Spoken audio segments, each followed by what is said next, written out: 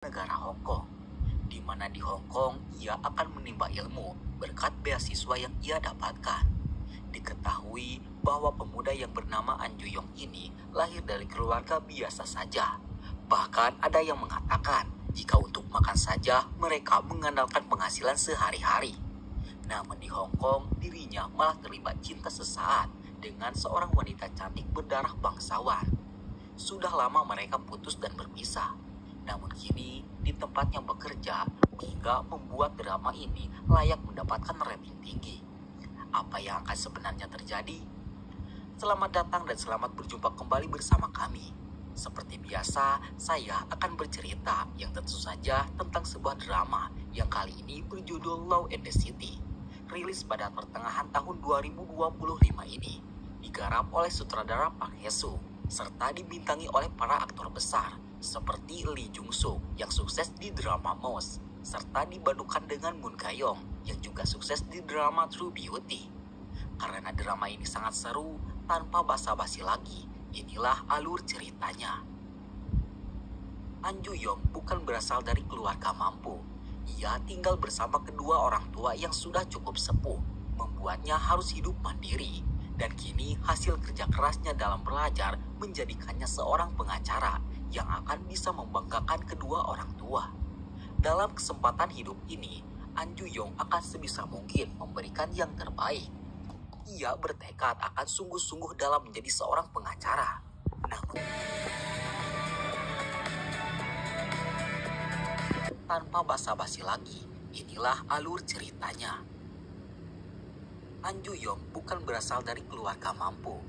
Ia tinggal bersama kedua orang tua yang sudah cukup sepuh, membuatnya harus hidup mandiri. Dan kini hasil kerja kerasnya dalam belajar menjadikannya seorang pengacara yang akan bisa membanggakan kedua orang tua. Dalam kesempatan hidup ini, An Ju-yong akan sebisa mungkin memberikan yang terbaik. Ia bertekad akan sungguh-sungguh dalam menjadi seorang pengacara. Namun siapa sangka di firma hukum tempatnya bekerja, ia malah bertemu dengan mantan kekasihnya dahulu yang bernama Hui Jin.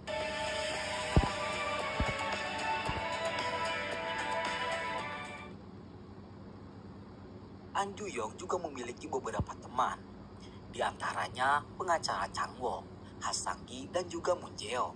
Mereka mengadakan sebuah geng yang dinamakan dengan geng mukbang.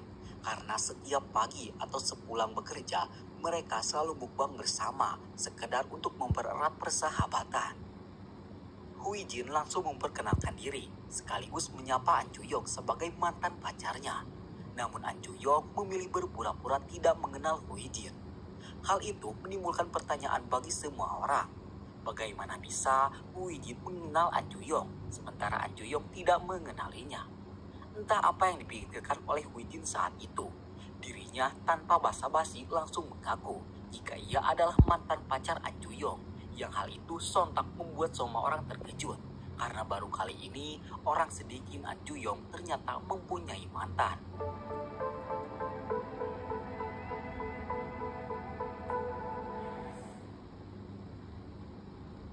Sementara itu, kita diperlihatkan sebuah pertemuan yang dihadiri oleh orang-orang yang memiliki firma hukum yang sangat terkenal. Pimpinan dari pertemuan itu bernama Kim Hyung-min. Mengajak semua orang untuk menyentuhkan firma hukum mereka, yang tentu saja hal itu akan membuat An Ju-yong dan Hui Jin akan selalu bekerja bersama. Di kemudian harinya, di saat sedang di lift, An Ju-yong akhirnya membahas tentang hubungan mereka dan meminta Hui Jin akan bersikap biasa saja, jangan merasa bangga karena telah menjadi mantan dirinya. Mendengar hal itu, sontak Hui Jin pun kesal karena bukan itu yang ia maksud. Gratis. Hari itu, seorang saudagar kaya menagih hutang kepada seseorang yang telah sekian lama menunggak. Si pemilik hutang memilih bersembunyi bersama kedua anaknya di saat si penagih terus berusaha mendobrak pintu rumah. An Ju-yong yang sangat profesional dalam bekerja tak peduli kliennya salah atau benar. Yang meminta jasa pengacara kepadanya akan tetap ia perjuangkan. Dan di waktu yang sama pula, si pemilik hutang yang merasa tidak mendapatkan keadilan berkonsultasi kepada Hui Jin tentang permasalahannya. Dalam kasus ini, Yang namanya hutang harus dibayar, dan si pemilik hutang akan membayarnya, namun tidak ingin rumahnya harus disita, mengingat rumahnya adalah rumah subsidi dari pemerintah. Saat pulang ke rumah, Huijin mendapatkan informasi yang mana dimulai hari itu dan seterusnya pemerintah menetapkan undang-undang baru jika penyewa rumah bersubsidi tidak bisa diusir dari rumah mereka hanya karena mereka menunggak hutang. Huijin lantas langsung bergegas memberitahu orang yang mempunyai hutang tentang undang-undang baru tersebut. Dan saat sidang dimulai, An Juyong dengan kepintarannya berhasil membuat hakim yakin jika rumah si pemilik hutang bisa dirampas sebagai pengganti hutang yang menunggak. Namun saat itu, si pemilik hutang menunjukkan undang-undang baru dari pemerintah soal nasibnya. An Juyong yang melihat hal itu seketika terkejut, dan ternyata surat itu diberikan oleh Huijin kepada si pemilik hutang.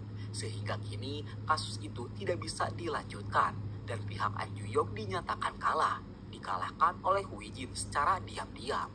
An Juyong tentu saja kesal kepada Huijin, karena kini Huijin sudah keterlaluan dalam mencampuri urusannya. Namun Huijin bersikeras jika ia tidak ikut campur, melainkan dirinya hanya menegakkan keadilan dari pemerintah untuk menolong orang-orang yang tidak mampu. An Juyong tidak setuju akan hal itu, karena menurutnya jika rumah seseorang tidak bisa dijadikan jaminan, maka bank tidak akan memberikan pinjaman lagi kepada orang-orang yang tinggal di rumah bersubsidi. Sementara para penyewa rumah itu tidak semuanya suka menunggak hutang dan banyak yang membutuhkan pinjaman. Huijin tetap kekeh pada pendapatnya. Ia terus mendebat semua ucapan An Juyong, sehingga saat itu semua orang menonton perdebatan mereka berdua. Dan di tengah situasi panas itu, tiba-tiba tersebar sebuah surat resmi tentang penggabungan semua firma hukum menjadi satu, yang membuat Huijin juga An Juyong akan bekerja di ruangan yang sama. An Juyong sendiri kini sedang berolahraga. Di saat sedang beristirahat, ia dikejutkan akan kehadiran Huijin dan pesan dari Huijin yang ingin membahas masa lalu mereka.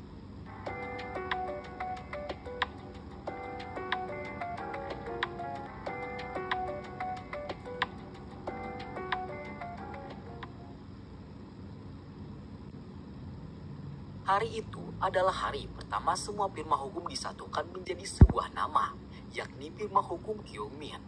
Kini semua orang bekerja di satu lokasi yang sama. Huijin mendapatkan kasus baru. Seorang anak bernama Gunawan tiba-tiba meninggal setelah menjalankan operasi. Orang tua Gunawan tidak terima dan menggugat pihak dokter dan rumah sakit sebagai malapraktik. Sehingga hal itu membuat panik pihak rumah sakit dan menyewa jasa Huijin untuk memenangkan persidangan. Karena menurut pihak rumah sakit, mereka sama sekali tidak melakukan malapraktik. Hal itu juga diperkuat akan rekaman saat operasi sedang dilakukan. Sidang kasus itu akhirnya dimulai. Di awal sidang, Huijin sudah dibuah kalah telak karena ternyata pihak Gunawan atau korban menemukan bukti tambahan. Bukti itu berisi beberapa video dan foto yang menampilkan jika dokter yang mengoperasi korban selalu memakai tangan kiri, yang artinya pengguna kidal. Sementara saat sedang operasi dilakukan, si dokter malah menggunakan tangan kanan. Dan itu sudah cukup untuk membuktikan jika si dokter sedang coba-coba dalam operasi yang dilakukannya. Huijin sangat stres akan hal itu. Awalnya ia mencoba ingin meminta bantuan An Juyong. Namun niatnya itu ia urungkan karena merasa malu dan gengsi. Namun saat di lift, An Juyong bisa mengetahui jika kini Huijin sedang stres dan ia langsung menawarkan bantuan kepada Huijin. Huijin lantas langsung menjelaskan apa yang sedang terjadi, termasuk menampilkan video saat dokter mengoperasi. Dan di momen itu, An Juyong duduk sangat dekat, bahkan terlalu dekat, yang membuat Huijin seketika merasa terbawa perasaan. An Juyong kemudian mengajak Huijin untuk makan terlebih dahulu, untuk merilekkan pikiran. Dan seketika itu, kita dibawa ke masa lalu mereka. Saat itu, mereka berdua duduk di pesawat yang sama, menuju negara Hong Kong. Di bandara pun mereka sempat berpapasan, namun masih menganggap jika mereka hanyalah orang asing saja. Namun ternyata tempat yang mereka tuju ternyata sama. An Juyong mengira jika Hui Jin adalah orang Hong Kong yang kebetulan sedang bersama. Begitupun Hui Jin yang menganggap jika An Juyong adalah pribumi. Setibanya di tempat An Juyong akan ngekos, betapa terkejutnya ia tatkala ternyata Hui Jin juga akan ngekos di tempat yang sama. Kamar yang disewa oleh An Juyong sangat sempit dan mengharuskannya satu kamar bersama orang asing. Merasa tak ada tempat untuk istirahat, An Juyong pun pergi untuk makan. Dan ternyata Hui Jin juga sedang ada di sana. Dan untuk pertama kalinya, An Juyong pun menawarkan makan bersama kepada Hui Jin. Kembali ke masa sekarang, di saat sedang makan bersama itu, mereka dikejutkan akan kedatangan seseorang. Dan ternyata orang itu adalah suami Moon Jeong. Suami Moon Jeong adalah seorang dokter. Dan kedatangannya ke sana hasil permintaan dari An Juyong yang ingin agar suami Moon Jeong itu menjelaskan permasalahan Hui Jin. Setelah menonton rekaman operasi dan foto si dokter yang menggunakan tangan kidal, suami An Juyong akhirnya menyimpulkan jika hal itu biasa saja terjadi saat operasi. Karena menurutnya saat dokter berhadapan dengan asistennya sangat tidak bisa jika mereka menggunakan tangan yang posisinya akan berhadapan. Dan untuk itu, para dokter mengharuskan bisa menggunakan dua tangan. Berkat hal itu, kini hubungan Hui Jin dan An Juyong mulai membaik. Hingga kita berspekulasi jika mungkin saja mereka akan baikan. Namun nyatanya tidak seperti itu. Hui Jin malah menghancurkan suasana. Saat itu, An Juyong sedang menghadiri sidang perceraian. Di sana, wajah sedih tiba-tiba muncul dari wajah An Juyong yang tatkala mendengar jika lawannya bernama Pak Sujong. Apa yang sebenarnya terjadi? Pak Sujong tak kuasa menahan tangis. Entah apa yang ia tangisi. Yang pasti saat itu hakim memutuskan untuk menunda sidang itu berkat Pak Sujong yang terus menangis. Di luar, Hui Jin yang kebetulan sedang ada di sana menyambut An Juyong dengan senyum manis. Namun An Juyong tidak menanggapinya dan terlihat seperti menghindar. Dan di belakangnya ada Pak Sujong yang juga terlihat wajahnya yang menampilkan banyak misteri. Hui Jin kemudian mencoba mencari tahu tentang kasus yang kini An Juyong hadapi. Dan saat melihat faktanya, betapa terkejutnya Hui Jin tatkala mengetahui jika Pak Sujong adalah mantan pacar An Juyong. Dan kini An Juyong sedang mengetahui dan mengurus hancurnya rumah tangga mantan pacar yang dahulu pernah menyakitinya.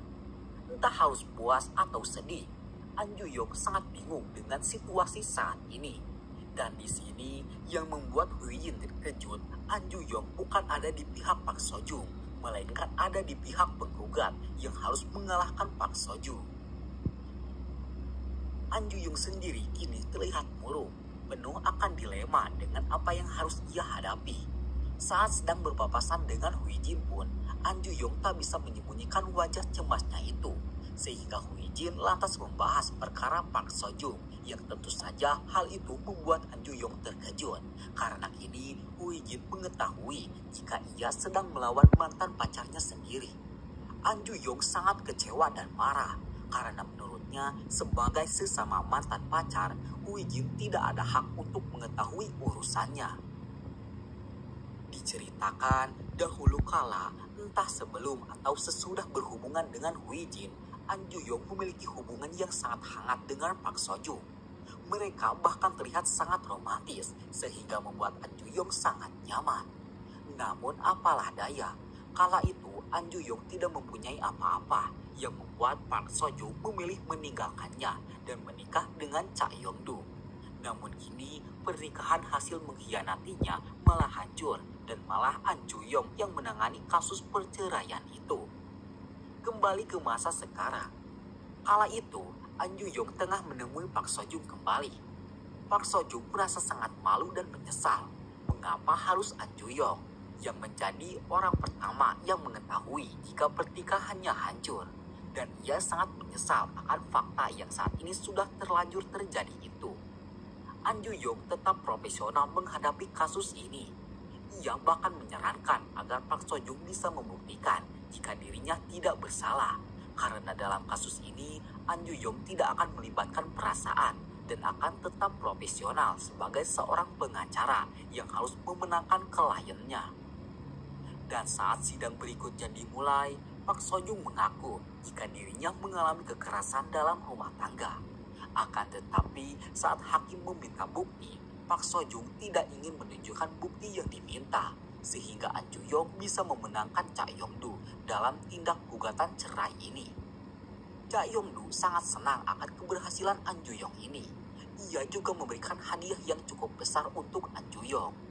Cha Yong-du atau suami Park Seo-jung juga mengutarakan maksudnya ingin kasus ini ditangani oleh An Juyong karena ternyata ia juga sudah mengetahui jika An Juyong adalah mantan pacar Park Seo-jung atau istrinya, dan ia sengaja menjadikan An Juyong sebagai mantan pacar Park Seo-jung agar Park Seo-jung merasa malu dan membiarkan kasus ini begitu saja.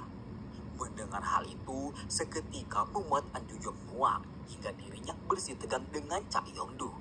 Dan ternyata kejadian itu disaksikan langsung oleh Hu Jin. Sebagai sesama mantan pacar An Juyong, Hu Jin memberanikan diri menanyakan kabar dan kondisi An Juyong. Namun di waktu yang sama pula, Park Seo-jung mengirimkan pesan yang ingin agar mereka bertemu, bukan sebagai pengacara dan tergugat, melainkan sebagai mantan kekasih yang dahulu pernah saling mencintai. Dan di sini An Juyong memilih mengabaikan Hu Jin dan memilih menemui Park Seo-jung. Wow, apa yang akan terjadi selanjutnya? An Juyong memilih untuk menemui Park Seo-jung dan ingin menyampaikan agar Park Seo-jung bisa bahagia dan menjaga dirinya dengan baik. Begitupun dengan Park Seo-jung, ia sangat menyesal dengan apa yang telah ia lakukan terhadap An Juyong di masa lalu, dan ia menganggap jika perceraian ini adalah karma atas apa yang telah ia lakukan dahulu terhadapnya.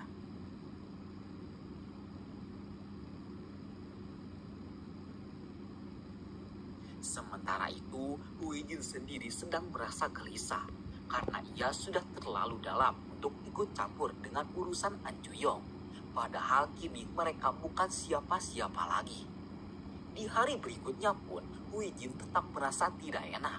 Terlebih lagi, waktu itu An Juyong memintanya untuk bertemu. Hu Jin seketika panik dan menyangka jika mungkin saja An Juyong akan marah.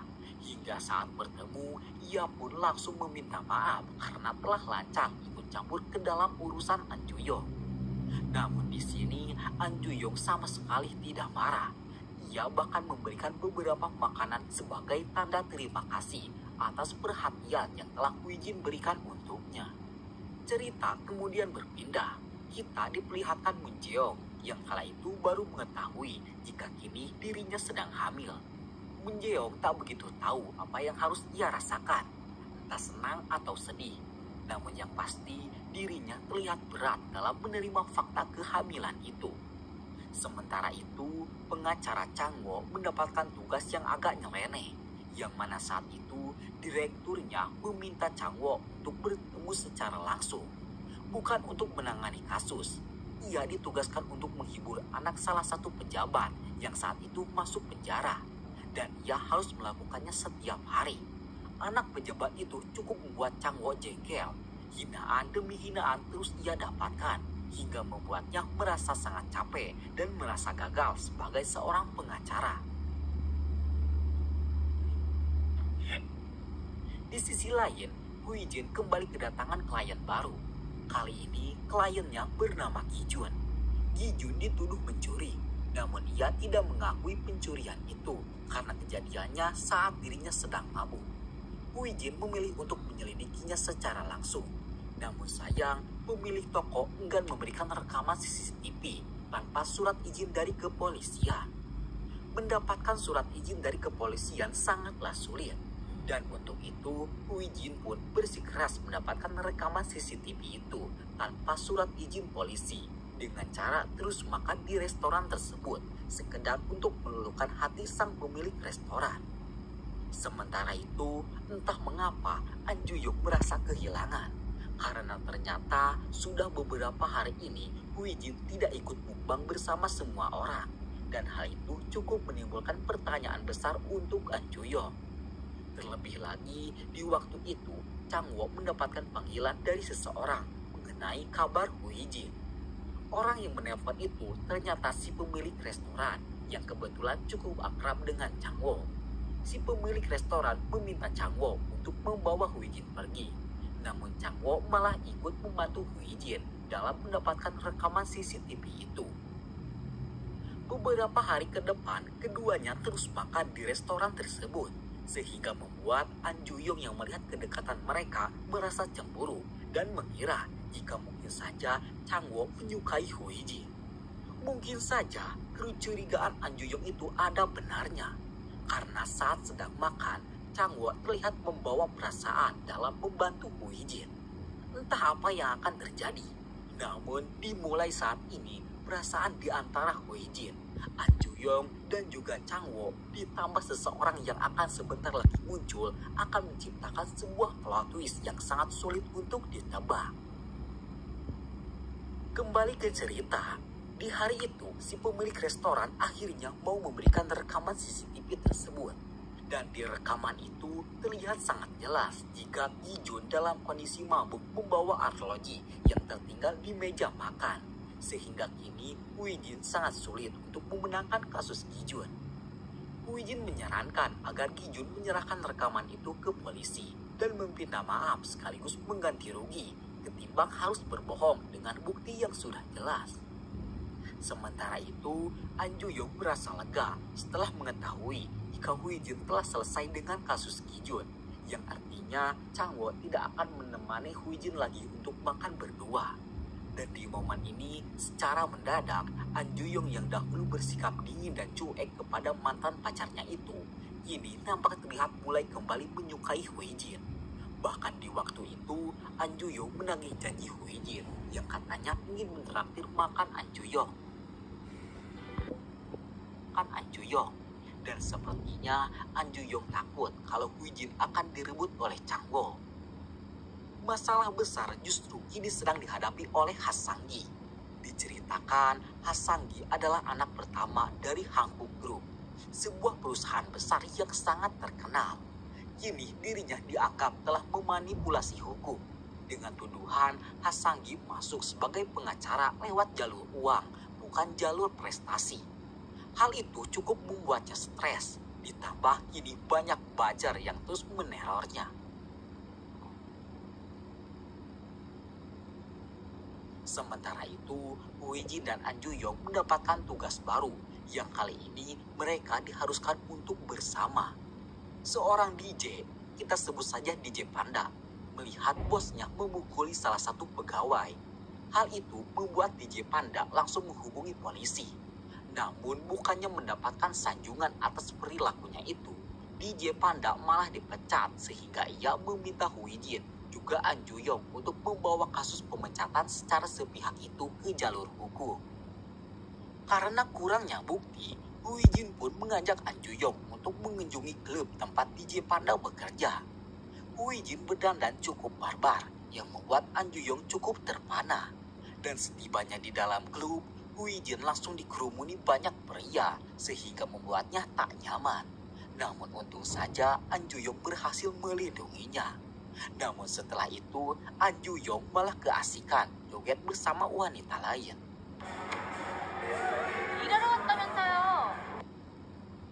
Mereka berdua kemudian menemui pegawai yang dipukuli. Pegawai itu bernama Son. Hu Yijin langsung menjelaskan maksud kedatangannya. Namun Son memilih menutup diri dan menyangkal jika ia telah dipukuli. Hu Yijin yang mengerti akan kondisi Son lantas memberikan kartu namanya untuk Son hubungi di luar klub tersebut. Setelahnya mereka pun makan bersama. Dan di momen itu An Ju-yong sangat terkejut karena ternyata Hu Yijin masih memakai gelang pemberiannya dahulu saat sedang bersama di Hong Kong. Apa yang sebenarnya Hu Yijin rasakan?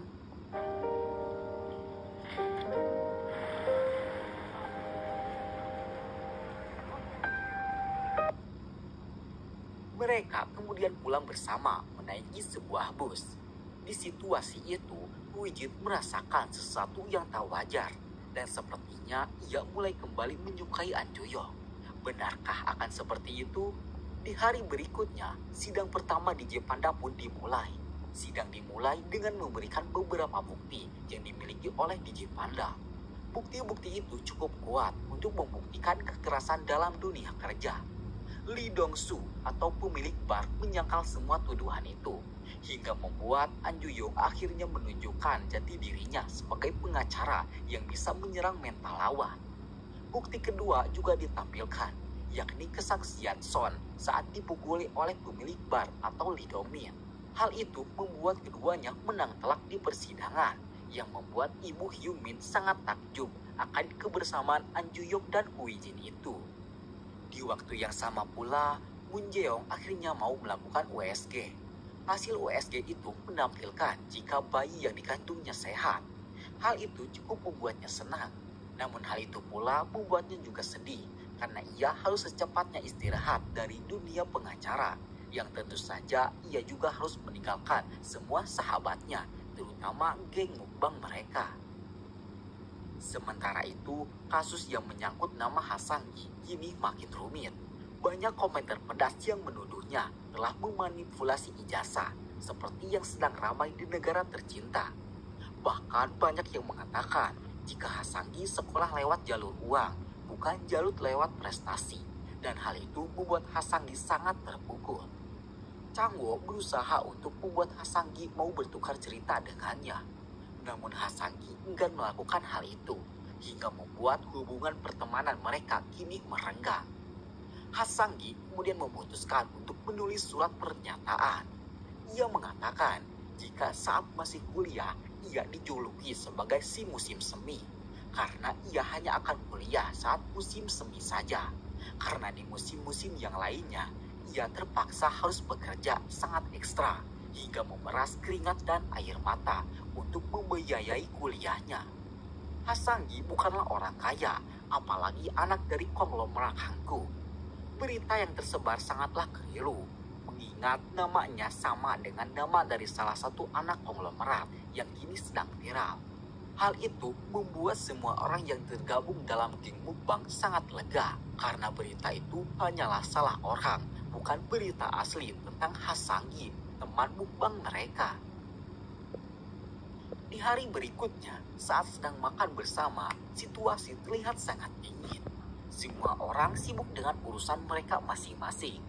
Situasi itu seketika pecah di saat An Ju-young mengaku jika kemarin dirinya menangani kasus perceraian mantan kekasihnya sendiri. Semua orang yang mendengarkan kabar itu tentu saja sangat terkejut. Merasa diawali, Changwoo akhirnya jujur dengan pekerjaannya sekarang yang diharuskan menjadi badut dari salah satu tahanan anak pejabat.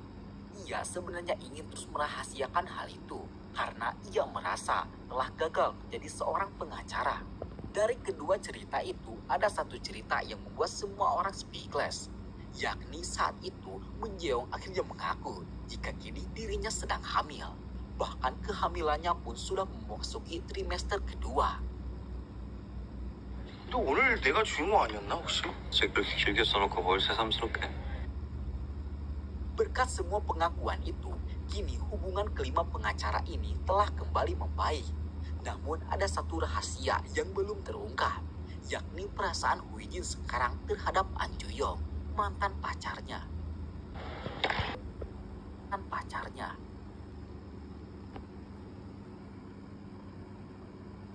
Setelah mengakui kehamilan itu kepada teman mukbangnya, kini Moon Jae-yong akhirnya memberitahu suaminya tentang kehamilan itu.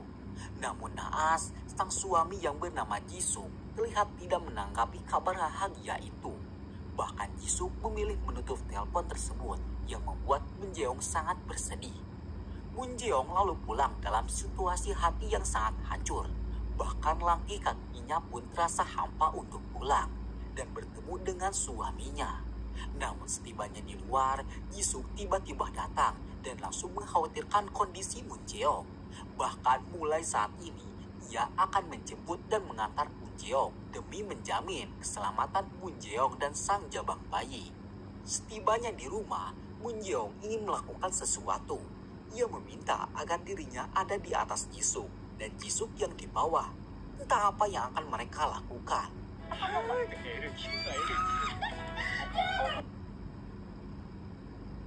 Di waktu yang sama pula, An Ju-yong bersama Hui Jin sedang berada di sebuah kafe mewah. Sebuah lagu piano mengingatkan mereka ke masa lalu. Waktu itu masih di Hong Kong, di sebuah malam, keduanya terlihat tergesa-gesa untuk menghadiri sebuah acara.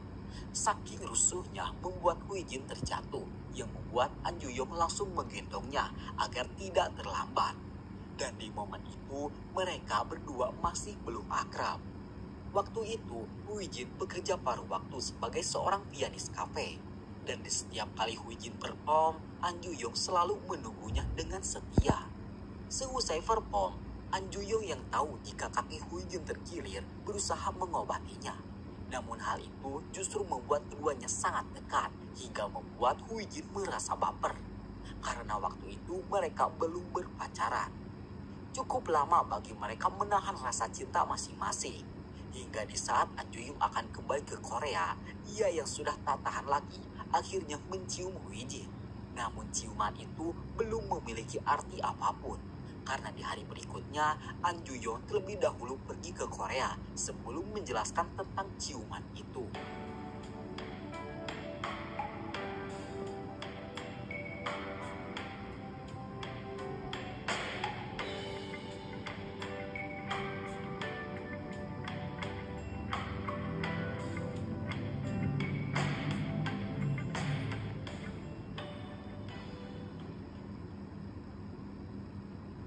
Hari-hari kini telah berlalu. Semua orang nampak menjalani hidup dengan penuh kebahagiaan. Kala itu, suami Moon Jae-yong mengajak An Ju-yong untuk menghadiri reuni SMA yang akan sebentar lagi mereka adakan. Hui Jin tentu saja terkejut akan rencana itu. Dan di sini terlihat sangat jelas jika Hui Jin merasa sedikit cemburu karena menganggap jika reuni SMA An Ju-yong akan dihadiri banyak cewek. Berkat kecemburuan itu, Hui Jin pun mengajak semua geng mukbang untuk makan di restoran tempat diadakannya reuni. Di restoran itu sendiri, nampak An Ju-yong dan suami Moon Jae-yong dengan yang lainnya terlihat akrab satu sama lain.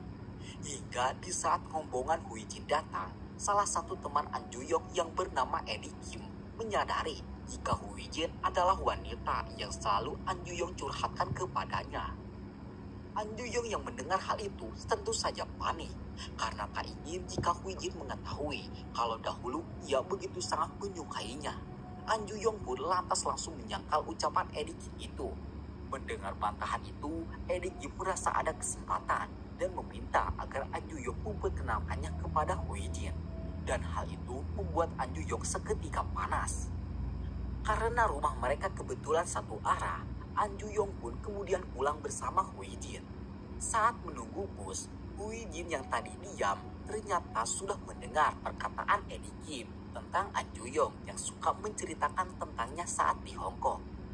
Ia kemudian meminta penjelasan dari An Ju-yong dan ia menanyakan momen favorit yang tidak bisa An Ju-yong lupakan saat mereka masih bersama di Hong Kong dahulu, sehingga An Ju-yong selalu menceritakannya kepada teman-temannya. An Ju-yong sempat terdiam dan ia merasa malu. Namun momen yang membuat An Ju-yong tidak bisa melupakan Hui Jin terjadi ketika saat itu Hui Jin tertarik akan sebuah gelang. An Ju-yong sebenarnya juga tidak memiliki cukup uang untuk membeli gelang itu. Namun karena waktu itu ia sudah sangat menyukai Hui Jin, ia pun memutuskan untuk membeli dan memberikan gelang itu untuk Hui Jin. Kala itu, Hui Jin sangat mensyukuri momen-momen kebersamaan itu. Hingga ia pun bertanya, apakah nanti saat kembali ke Korea, mereka akan masih bisa bersama seperti saat itu atau tidak. Dan di sana An Ju-yong yang memiliki sifat pemalu dan tidak peka memilih diam dan tak menjawab pertanyaan Hui Jin itu. Saat itu, Hui Jin sangat geram karena An Ju-yong tidak peka dengan kode yang ia berikan. Termasuk di waktu ini, Hui Jin menunjukkan gelang pemberian An Ju-yong yang sampai saat ini masih ia pakai, yang artinya ia masih berharap kepada An Ju-yong. Namun lagi dan lagi, An Ju-yong malah dingin, tidak mengerti akan maksud Hui Jin itu. Entah benar seperti itu atau mungkin saja An Ju-yong memiliki wanita yang sudah dekat dengannya.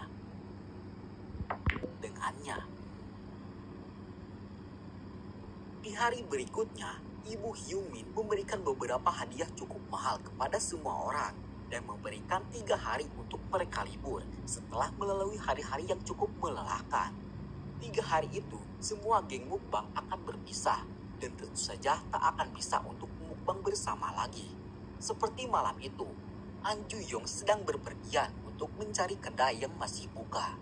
Namun di perjalanan, ia malah tak sengaja bertemu lagi dengan Hui Jin yang saat itu juga sedang mencari tempat makan yang masih buka. Karena semua kedai sudah tutup, An Ju-yong lalu mengajak Hui Jin untuk makan di kedai 24 jam yang ada di dekat stasiun Gangnam. Akan tetapi Hui Jin menolak karena tempat itu membuatnya kesal. Jadi setelah mereka pulang dari Hong Kong, mereka sudah sepakat untuk bertemu di stasiun Gangnam. Namun naas, An Ju-yong tidak kunjung menemuinya. Padahal jika An Ju-yong datang, Hui Jin akan menganggap jika kedatangan An Ju-yong itu sebagai mengungkapkan rasa cintanya kepada Hui Jin. Mendengar hal itu, An Ju-yong pun seketika menjawab dan berkata, lain kali berkata dengan jelas agar ia mengerti maksud Hui Jin. Hui Jin pun lantas menjawab dengan berkata, mengapa harus menunggu waktu lain? Kenapa tidak sekarang saja? Tak ada pilihan lagi untuk mencari alasan, An Ju-yong si pemalu akhirnya mencium Hui Jin sebagai tanda cintanya kepada Hui Jin. Dan kini mereka pun akhirnya bisa resmi bersama.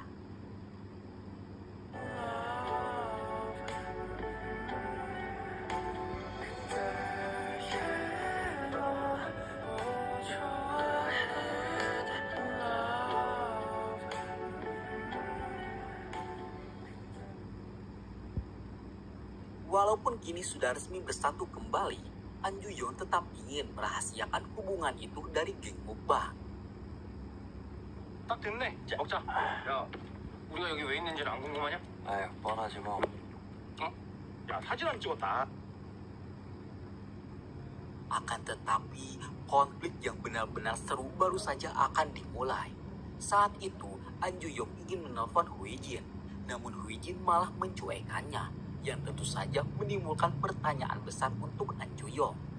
Hui Jin sendiri kini sedang menghadapi kasus yang sangat sulit, yang mana saat itu ayahnya ditangkap polisi atas dugaan penipuan. Hui Jin lantas langsung bergegas untuk menemui sang ayah. Namun di kantor polisi, sang ayah memilih tidak ingin menemui anaknya itu. Raut wajah sedih sangat terpampang jelas di wajah Hui Jin, sehingga saat itu An Ju-yong langsung mengerti akan kondisinya itu. Hui Jin kemudian menjelaskan jika ayahnya dituduh telah menipu dengan melakukan investasi bodong. Dan saat ini korban meminta uang ganti rugi sekaligus sang ayah harus dipenjara. Hui Jin belum mengetahui seperti apa kasus ini karena sang ayah menolak untuk bertemu dengannya. An Ju-yong lantas menawarkan diri untuk membantu Hui Jin dan ia akan sesegera mungkin bergegas menemui ayah Hui Jin itu untuk mengetahui seperti apa detail dari kasus yang menimpa ayah Hui Jin itu. Dengan bantuan An Ju-yong tersebut, ayah Hui Jin akhirnya mau buka suara. Di suatu malam, ia mengadakan sebuah pertemuan yang cukup besar yang dihadiri oleh para konglomerat. Dirinya berniat membeli kripto di salah satu perusahaan yang ada di luar negeri. Dalam menjalankan bisnis kripto ini, ia bekerja sama dengan seorang perempuan bernama Buk Heon. Dan mereka baru kenal 2 tahun. Buk Heon juga membantunya dalam mempromosikan kripto dan tujuan itu. Bahkan mereka sudah sepakat akan bekerja sama dalam memberi kripto itu. Di sini, tugas ayah Hui Jin memastikan pembelian kripto itu berjalan lancar. Sementara itu, tugas Buk Heon mencari orang yang mau berinvestasi kepada mereka. Namun kini, usaha kripto mereka belum berjalan. Akan tetapi, orang-orang yang katanya sudah berinvestasi menagih janjinya dan meminta uang ganti rugi. Tak hanya itu saja, Buk Heon telah memberikan pernyataan jika dirinya hanya ikut saja dan semua kendali ada pada ayah Hui Jin. Padahal ayah Hui Jin sendiri tidak tahu jika orang-orang sudah berinvestasi kepadanya. Setelah mengetahui detail itu, An Ju-yong dan geng mukbang lainnya lantas sepakat untuk membantu ayah Hui Jin. Bahkan saat itu, Moon Jeong langsung pergi ke kantor polisi untuk menemui Bok Heong yang juga kini sedang ditahan sebelum sidang keputusan muncul. Keterangan Bok Heong dengan ayah Hui Jin sangat jauh berbeda. Kalau menurut ayah Hui Jin, kerjasama mereka baru berjalan 2 tahun. Namun menurut Bok Heon, ia sudah bekerja sama dengan ayah Hui Jin sejak 2019 yang lalu, yang artinya sudah 5 tahun. Bok Heon juga menjelaskan, jika dirinya dijebak oleh ayah Hui Jin, ia diminta untuk mengumpulkan orang-orang yang mau berinvestasi. Namun kini setelah tugasnya selesai, ia malah dipenjara dan dituduh telah bekerja sama dengan ayah Hui Jin untuk menipu. Padahal ia sendiri tidak tahu uang investasi itu kemana. Begini, Hal itu membuat semua orang bingung dengan 2 fakta yang berbeda. Terlebih lagi ditemukan bukti keuangan. Jika pada tahun 2019 ayah Hui Jin pernah membeli kripto, dan hal itu menunjukkan jika perkataan Bok Heon lah yang benar. Tak hanya itu saja, ditemukan juga tanda tangan kontrak antara ayah Hui Jin dengan Bok Heon yang tertuliskan pada tahun 2019 yang menegaskan jika ayah Hui Jin lah dalang dari kasus penipuan itu dan Bok Heon bisa dikatakan sebagai korban, bukan sebagai orang yang bekerja sama dalam kasus penipu ini. An Ju-yong meminta semua orang untuk menerima fakta ini. Hui Jin yang mendengar seketika kecewa karena ia sangat yakin kalau ayahnya tidak salah. Sementara kekasihnya itu malah terlihat seperti orang yang menerima kalau ayah Hui Jin adalah otak dari kasus penipuan ini. Diceritakan, kasus ini bukan yang pertama kalinya terjadi. Dahulu juga ayah Hui Jin pernah dituduh menipu. Bahkan saat itu, sang ayah harus bangkrut karena perusahaannya dijual untuk mengganti kerugian korban. Padahal waktu itu, ayah Hui Jin hanyalah dijebak oleh saudaranya. Dan kini, setelah perusahaannya bangkit kembali, lagi dan lagi kasus ini terjadi. Dan hal itu menimbulkan pemikiran, apakah ayah Hui Jin memang benar penipu? Atau memang ditipu? Akan tetapi, An Ju-yong yang mendengar cerita itu menemukan sedikit celah. Kalau dilihat dari cerita Hui Jin yang berkata jika ayahnya pernah bangkrut, Bok Heon pasti mengetahui kebangkrutan itu. Sedangkan ayah Hui Jin mengaku baru mengenal Bok Heon 2 tahun yang lalu atau pada tahun 2023. Dan di sini sangat jelas jika kerjasama kontrak antara Bok Heon dan ayah Hui Jin adalah kerjasama palsu. Singkat ceritanya, hari sidang putusan pun tiba. An Ju-yong tanpa basa-basi langsung menampilkan bukti tanda tangan kontrak palsu. Dilihat dari sini, nomor seri izin usaha yang ada pada tanda tangan kontrak adalah nomor seri izin usaha perusahaan yang bangkrut. Sedangkan perusahaan yang baru memiliki nomor seri yang berbeda. Hal itu membuktikan jika Bok Heon menggunakan kontrak palsu sebagai senjata untuk menuduh ayah Hui Jin. Tak hanya itu saja, Chang-woo yang juga memiliki perasaan suka kepada Hui Jin sangat bersemangat dalam membela ayah Hui Jin, sehingga ia berhasil mematahkan mental Bok Heon. Bok Heon, hakim dan juga semua orang tentu saja terkejut.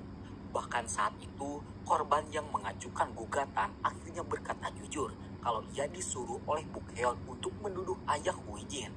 Sehingga kini jelas kalau Bok Heon lah yang salah, bukan ayah Hui Jin.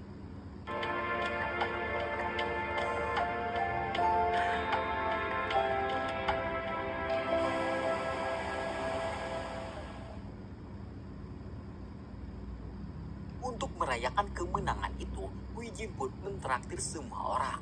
Namun di momen itu, baik Hui Jin maupun An Ju-yong tidak bisa menyembunyikan hubungan mereka. Sehingga kini semua orang pun tahu kalau mereka berdua sudah resmi berpacaran. Semua orang tentu saja sangat senang, namun tidak untuk Chang-woo yang ternyata selama ini juga sudah menyimpan rasa suka kepada Hui Jin. Akankah Chang-woo merelakan Hui Jin begitu saja?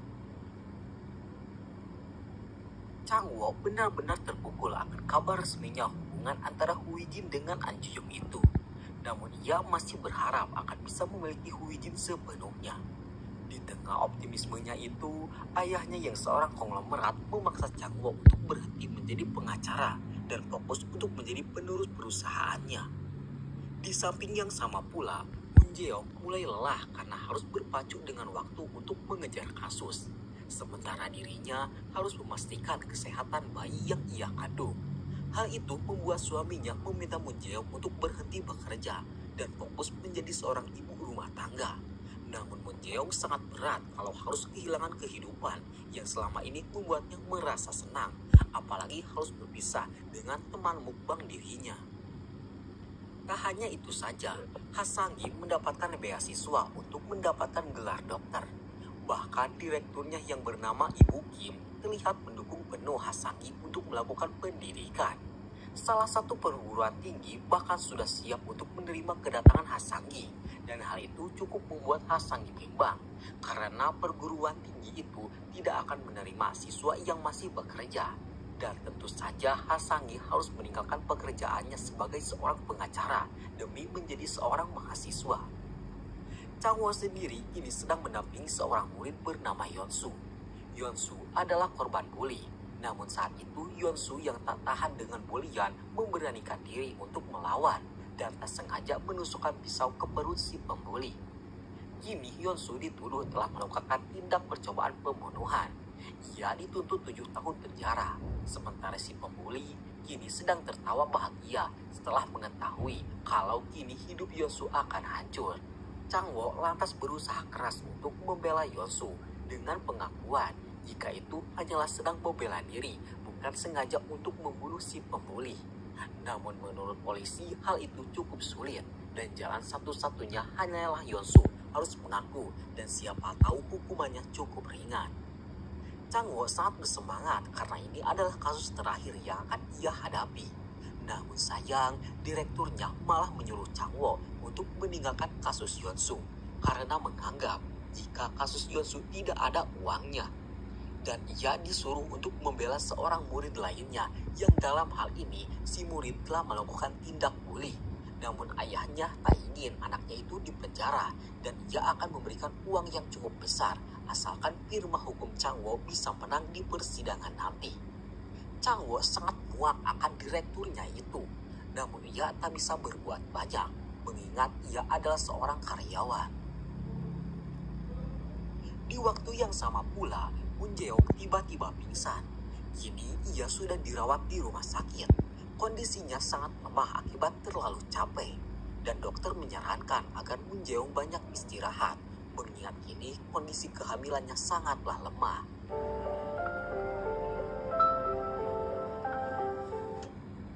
Jangan sampai butuh pertimbangan yang cukup berat. Kini Moon Jae-yong mendatangi temannya dan ia bermaksud untuk melamar kerja di perusahaan temannya itu.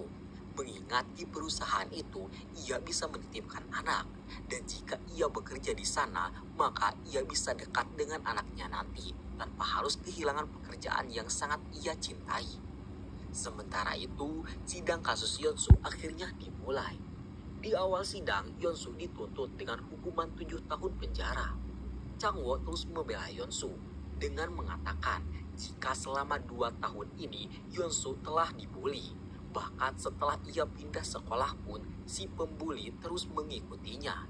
Dan kini setelah ia berani melawan, dirinya malah justru harus dipenjara. Padahal ia hanya bermaksud untuk menyelamatkan diri saja. Jaksa penuntut yang melihat kenyataan itu merasa iba. Dan ia pun menuntut Yeon-su untuk dipenjara 3 tahun. Dan penjaranya akan ditanggungkan selama 2 tahun. Yang artinya Yeon-su masih bisa mengikuti ujian akhir sekolah sebelum ia dipenjara. Chang-woo sangat terkesan akan tuntutan jaksa itu. Dan di sini ia mulai berpikir akan menjadi seorang jaksa yang bisa membela yang lemah dan memberikan hukuman kepada orang yang benar-benar jahat. Tidak seperti sekarang yang ia harus terpaksa membela yang jahat hanya karena uang. Kasus berat juga dihadapi oleh An Ju-yong. Pagi itu, ia kedatangan ibu-ibu bernama Yeni. Menurut kesaksian Yeni, suaminya telah meninggal dunia akibat pundir. Pundir di sini diakibatkan karena tekanan kerja dari perusahaannya. Bahkan perusahaan itu tidak akan memperbolehkan suaminya pulang sebelum target hariannya tercapai. dan hal itu membuat sang suami depresi sehingga nekat untuk mundur. An Ju-yong sangat antusias mendapatkan kasus ini, namun direkturnya berkata lain. Perusahaan yang berkaitan dengan suami Yeni justru juga meminta bantuan firma hukum An Ju-yong untuk membela diri, dan mereka siap memberikan uang sebesar apapun itu, asalkan perusahaannya selamat. Hal itu tentu saja membuat An Ju-yong muak, namun ia tetap profesional dan menjalankan tugasnya, sehingga kini tuntutan Ibu Yeni ditolak dan perusahaan yang membuat suami Ibu Yeni meninggoy bebas dari tuntutan apapun.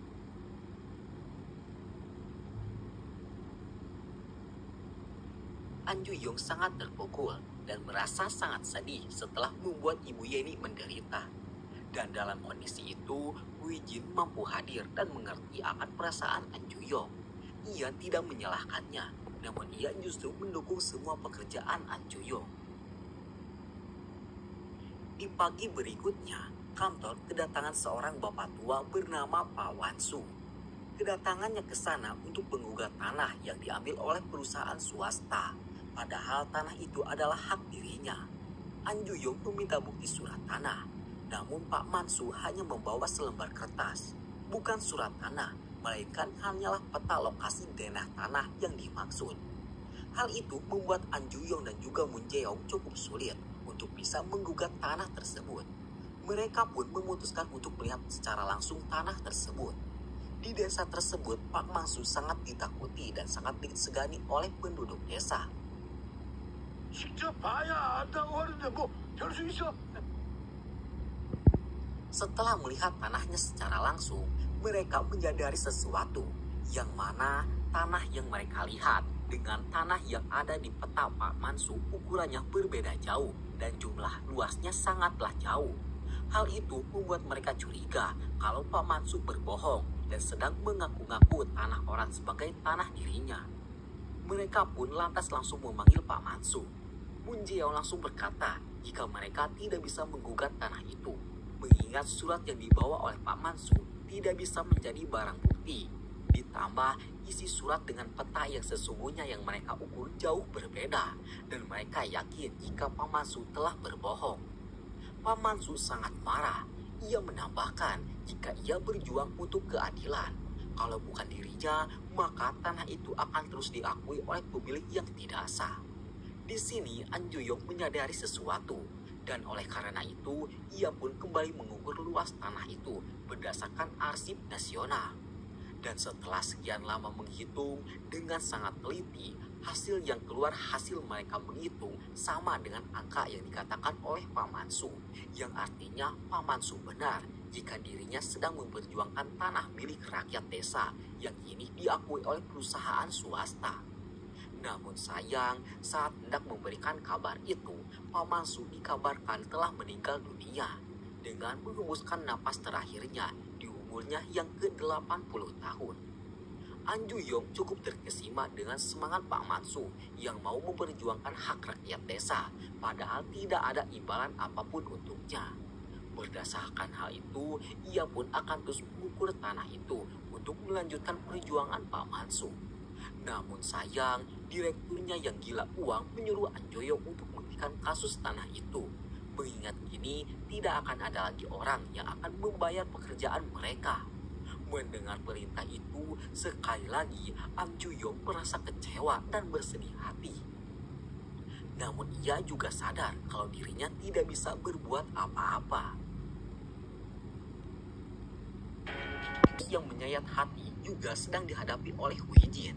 Waktu itu, ia harus mendampingi seorang tahanan yang telah membunuh adiknya sendiri. Diceritakan, tahanan itu bernama Nenek Jia. Nenek Jia memiliki seorang adik yang mengidap penyakit demensia. Ia sangat menyayangi adiknya itu, mengingat hanya dirinya lah satu-satunya keluarga yang sang adik miliki. Sudah 10 tahun lamanya ia merawat adiknya itu. Namun entah mengapa Nenek Jia malah justru membunuh adiknya itu dengan mencekik leher sang adik hingga sang adik harus meregang nyawa. Anak-anak Nenek Jia sangat membenci pamannya yang sudah meninggal itu, karena setelah 10 tahun ibu mereka mengurus sang paman, malah justru sang paman yang menyebabkan ibu mereka harus dipenjara. Dan oleh karena itu, ia meminta Huijin untuk bisa mengetahui apa yang sebenarnya terjadi. Huijin pun langsung mendatangi TKP, dan di sana ia menemukan buku catatan milik Nenek Jia. Tak hanya itu saja, ia menemukan sebuah promo dari salah satu rumah sakit untuk orang-orang yang mengidap kanker. Seketika itu, Huijin pun sadar jika kini Nenek Jia sedang mengidap penyakit kanker. Ia lantas langsung kembali menemui Nenek Jia dan memberikan fakta yang telah ia temukan kalau Nenek Jia mengidap penyakit kanker. Dan pada akhirnya Nenek Jia pun luluh dan mau menceritakan kesaksiannya. Nenek Jia mengaku jika ia sangat menyayangi adiknya. Bahkan ia tak peduli jika harus mengurus adiknya itu selama-lamanya. Namun suatu hari ia divonis mengidap kanker stadium akhir, yang artinya umurnya tak akan lama lagi. Ia tidak takut mati. Yang ia takutkan, ia mati sebelum adiknya sembuh. Karena jika Nenek Jia mati meninggalkan adiknya yang masih sakit, otomatis kedua anaknya akan mengurus adiknya itu. Dan Nenek Jia tidak ingin adiknya itu menjadi beban kedua anaknya. Maka dari itu, ia pun memilih mempateni adiknya sendiri. Karena tak ingin kedua anaknya membenci mamanya itu hanya karena harus mengurus sang paman.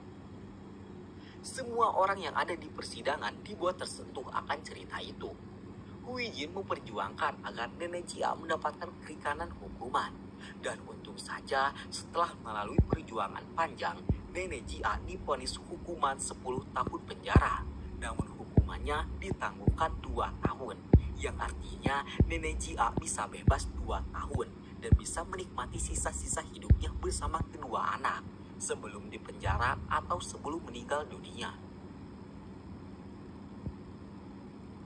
Di sisi yang berbeda, setelah merasa muak dengan sikap direktur yang hanya mementingkan uang, Changwo akhirnya memberanikan diri untuk mengajukan surat pengunduran diri. Sang direktur sangat marah dengan hal itu, mengingat mencari pengacara tidak semudah mencari seorang pegawai pabrik. Namun Changwo tak peduli karena ia kini sudah mempunyai tujuan hidup baru. Xin lalu memperlihatkan kelima pengacara ini yang sedang berkumpul dan sedang mukbang bersama. Mukbang yang biasanya penuh dengan tawa kini telah hilang, diganti dengan mukbang yang sangat sunyi dan diam. Di tengah kesunyian itu, Hasanggi berpamitan dengan berkata kalau ia akan berhenti menjadi pengacara dan akan melanjutkan pendidikan untuk meraih gelar dokter. Perkataan Hasanggi itu dilanjutkan oleh Changwo yang juga akan berhenti dan ia memutuskan untuk menjadi seorang jaksa. 사내변 잘 있다 그래서 붙으면 이직. 응, 그렇게 됐어.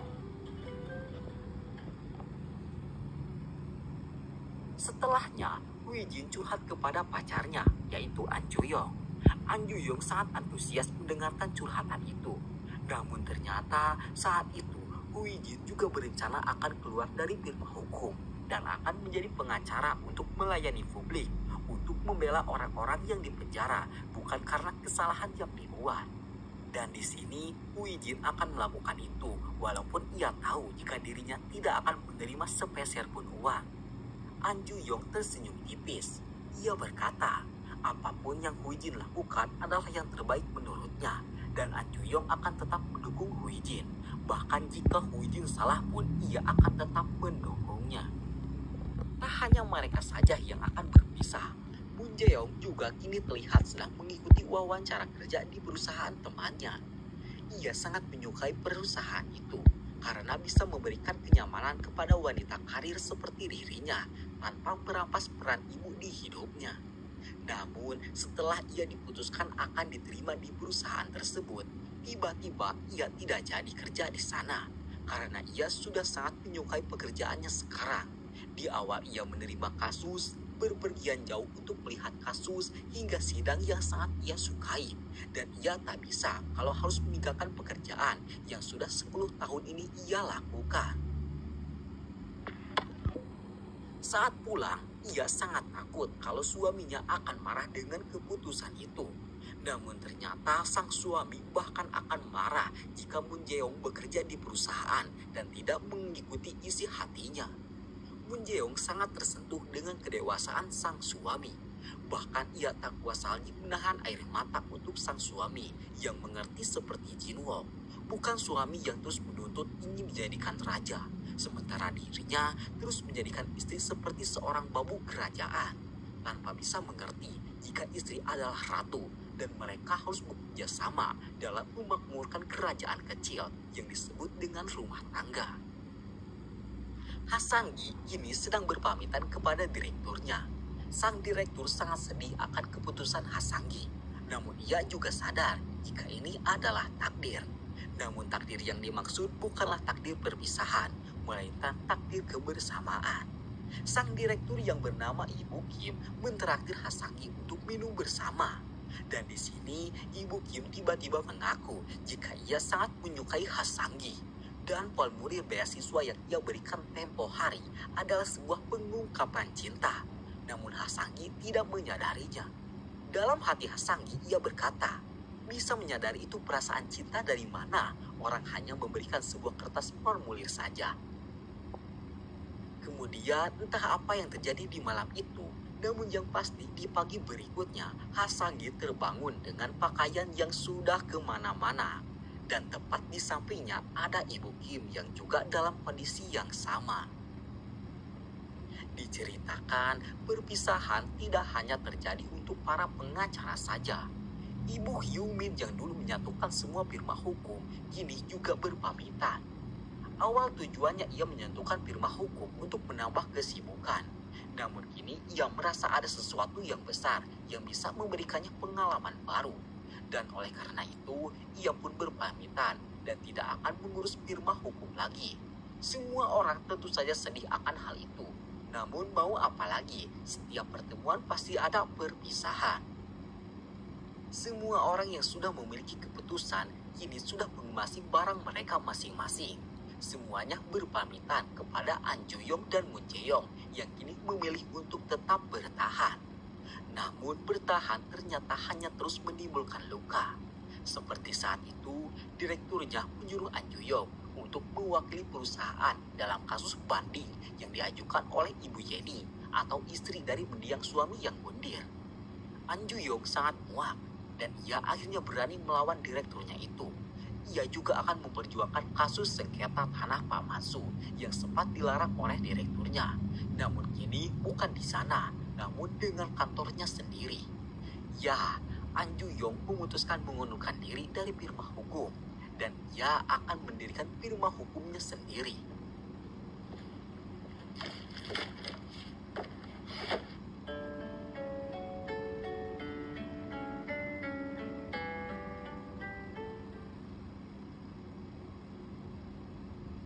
Singkat cerita, beberapa tahun telah berlalu. Kita diperlihatkan Moon Jae-yong yang kini sudah selesai cuti melahirkan. Ia kembali ke firma hukum dengan pengacara-pengacara baru yang sibuk dengan dunianya sendiri. Firma hukum itu kini telah berubah menjadi seperti dahulu lagi, menjadi firma dengan nama masing-masing. Hasanggi kini menjadi mahasiswa teladan. Ia bahkan menjadi mahasiswa yang sangat diandalkan oleh para dosen. Seperti saat itu, ia mengabsen orang-orang yang hadir. Dan di antara para mahasiswa muda ada Ibu Hyumin yang juga ikut menimba ilmu di sana. Sepulang kuliah, ia dijemput oleh kekasihnya, yakni Ibu Kim. Dan kini hubungan mereka sangatlah hangat dan romantis. Sementara itu, Chang-wo kini sudah berhasil menjadi seorang jaksa. Dan kini ia sedang berhadapan secara langsung dengan direkturnya di masa lalu.